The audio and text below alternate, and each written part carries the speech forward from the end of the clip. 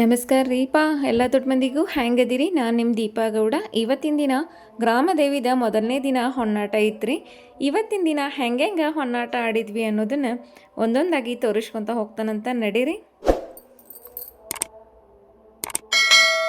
ಇಲ್ಲಿ ನೋಡ್ರಿ, ಇನ್ನು ಸೆಕೆಂಡ್ ಡೇ ಇತ್ತು.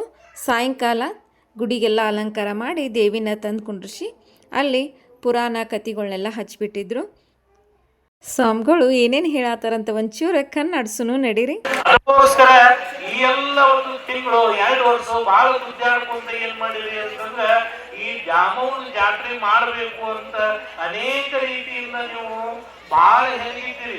ಎರಡನೇ ದಿನ 5 ದೀಪ ಹಚ್ಚಿ ಎಲ್ಲರೂ ಬಾಗಿಲಲ್ಲಿ ಇಡಬೇಕಂತ ಹೇಳಿದರು. ಹೀಗಾಗಿ ಎಲ್ಲರೂ ಅದ್ರ ಕೆಲಸನ ನಾವು ಮಾಡಿದ್ವಿ. ಇಲ್ಲಿ ತೋರ್ಸಾತೇನಲ್ಲ, ನಮ್ಮ ಹಳ್ಳಿ ಕಡೆ ಭಾಗದಲ್ಲಿ ರೀ ಬಾಗಿಲು ಬರಮಪ್ಪ ಅಂತ ಕರಿತೀವಿ. ಹೀಗಾಗಿ ಎಲ್ಲರ ಮನೆ ಬಾಗಿಲಾಗಂತೂ ಇರೋದಿಲ್ಲ, ಕೆಲವೊಬ್ಬರ ಮನೆ ಬಾಗಿಲಾಗಷ್ಟೇ ಇರ್ತೈತಿ. ಅಲ್ಲೂ ದೀಪ ಹಚ್ಚಿ ನಮ್ಮ ಊರಾಗ ಓಣಿಗೊಳಗೆ ಹೆಂಗೆ ದೀಪಗಳು ಕಂಗೊಳಿಸತ್ತವು ನೀವು ನೋಡ್ರಿ. ಇನ್ನು ಇಷ್ಟೆಲ್ಲ ಮುಗೀತು. ಇನ್ನು ಮಾರನೇ ದಿನ ಅಂದರೆ 3ನೇ ದಿನ ರೀ, ಬೆಳಿಗ್ಗೆದ್ದ ಹೊನ್ನಾಟ ಇತ್ತು.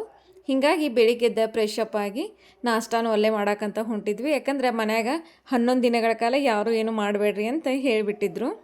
3 ಹೊತ್ತು ನಾಷ್ಟ, ಊಟ, ರಾತ್ರಿ ಊಟ ಎಲ್ಲನೂ ಅಲ್ಲೇ ಮುಗಿಸ್ಕೊಂಡು ಜಾತ್ರೆ ಮಾಡಿ ಹೋಗ್ರಿ ಅಂತ ಹೇಳಿದ್ರಿಂದ ಬೆಳಿಗ್ಗೆ ಎದ್ದು ಅಲ್ಲೇ ನಾಷ್ಟ ಮಾಡ್ಕೊಂಡು ಹೊಂಟಿದ್ದೇವ್ರಿ. ನೋಡ್ರಿ, ನಾ ತೋರಿಸೋದು ನಮ್ಮ ಊರಿನ ಕನ್ನಡ ಸ್ಕೂಲು. ಆವಾಗಿನಿಂದ ಹಿಡಿದ ಇಲ್ಲಿವರೆಗೂ ಅದ ಫಸ್ಟ್ ಕ್ಲಾಸು, ಅದ ಸೆಕೆಂಡ್ ಕ್ಲಾಸು ಹಂಗನ ಐತಿ. ಅದೊಂದು ನೋಡಿ ಖುಷಿ ಭಾಳ ಆಗಿಬಿಡ್ತು. ಆವಾಗಿಂದ ಹಿಡಿದ ಇಲ್ಲಿವರೆಗೂ ಹಂಗೆ ಐತಿ ಅನ್ಕೊಂತ ಮುಂದೆ ಹೊಂಟಿದ್ದೇವಂತ.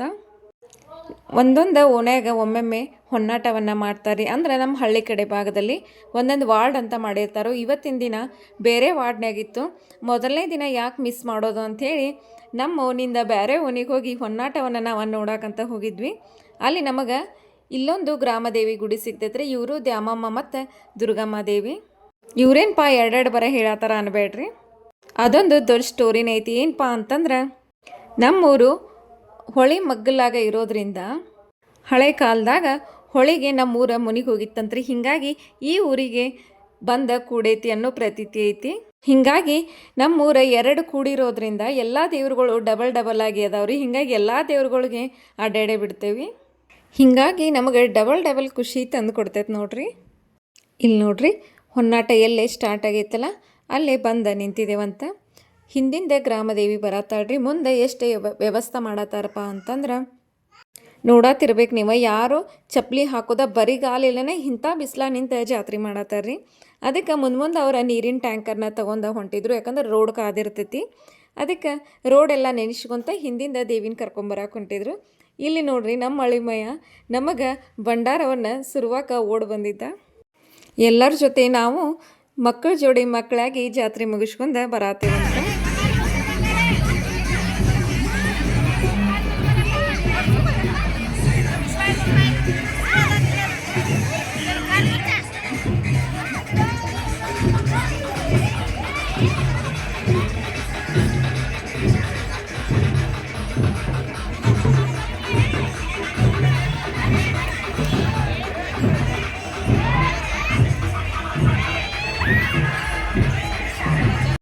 ಮೊದಲಿನ ನಮ್ಮ ಹಿರಿಕರೆಲ್ಲ ಒಂದು ಮಾತು ಹೇಳ್ತಿದ್ರಿ. ಏನಂದ್ರೆ, ಊರಿಗೆ ಸೊಕ್ಕ ಬಂದ್ರೆ ದ್ಯಾಮವ್ವನ ಜಾತ್ರೆ ಮಾಡ್ರಿ ನೀವು ಅಂತ ಹೇಳ್ತಿರು. ಯಾಕೆ ಹೇಳ್ತಿದ್ರಂದ್ರೆ, ಈ ಜಾತ್ರೆ ಮಾಡಿದ್ರಿ ಹಣಬಲ ಮತ್ತು ಜನಬಲ ಭಾಳ ಬೇಕು. ಯಾಕಂದ್ರೆ ಊರಿನವರೆಲ್ಲ ಸೇರಿ ಮಾಡೋದ್ರಿಂದ ದುಡ್ಡು ಭಾಳ ಖರ್ಚಕತಿ. ಮತ್ತು ಬಂದು ಹೋದವ್ರಿಗೆ ಅರಿಬಿ, ಅಂಚಡಿ, ಸಾರಿ ತರಕ್ಕೆ ಮನೆಯವ್ರು 100 ಖರ್ಚಕ್ಕವು.